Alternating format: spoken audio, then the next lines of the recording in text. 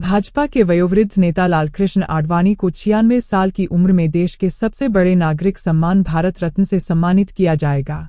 प्रधानमंत्री नरेंद्र मोदी ने शनिवार को सोशल मीडिया पर इसकी जानकारी दी। प्रधानमंत्री मोदी ने सोशल मीडिया पर आडवाणी के साथ अपनी 2 तस्वीरें शेयर की और लिखा, मुझे यह बताते हुए बहुत खुशी हो रही है कि लालकृष्ण आडवाणी जी को भारत रत्न से सम्मानित किया जाएगा। पीएम ने लिखा, मैंने उनसे बात भी की और उन्हें यह सम्मान दिए जाने पर बधाई दी।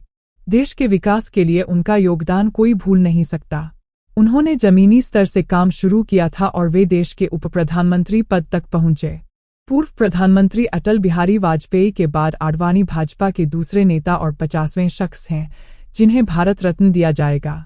आडवाणी से पहले 23 जनवरी को बिहार के पूर्व मुख्यमंत्री कर्पूरी ठाकुर को भारत रत्न मरणोपरांत देने का ऐलान किया जा चुका है।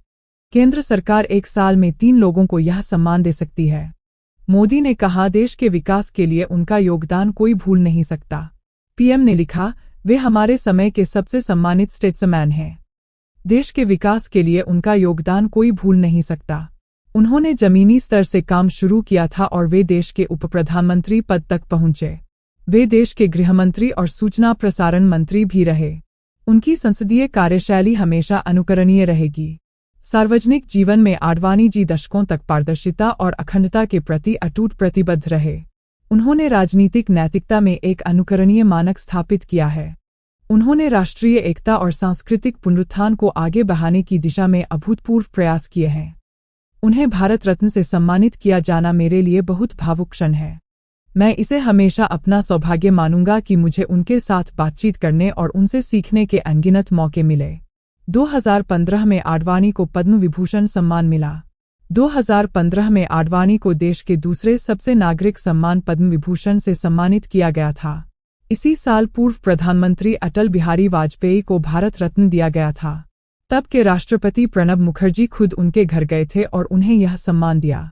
वाजपेयी तब 90 साल के थे और अस्वस्थ थे।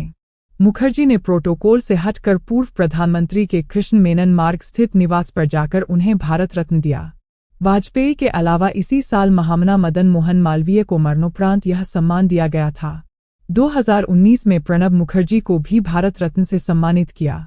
भाजपा के फाउंडर मेंबर्स 7वें उप प्रधानमंत्री रहे। आडवाणी का जन्म 8 नवंबर 1927 को कराची में हुआ था। 2002 से 2004 के बीच अटल बिहारी वाजपेयी की सरकार में 7वें उप प्रधानमंत्री रहे।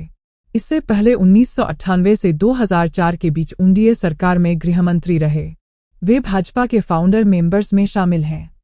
राम मंदिर आंदोलन के लिए लालकृष्ण आडवाणी ने 63 साल की उम्र में गुजरात के सोमनाथ से अयोध्या तक रथ यात्रा निकाली थी।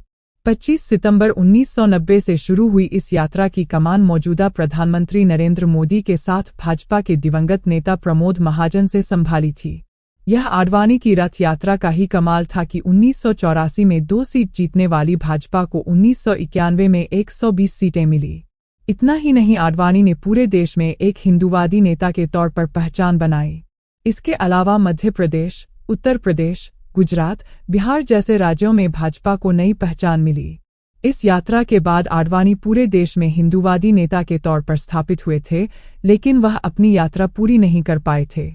उन्हें बिहार के समस्तीपुर में 23 अक्टूबर 1990 को अरेस्ट कर लिया गया था।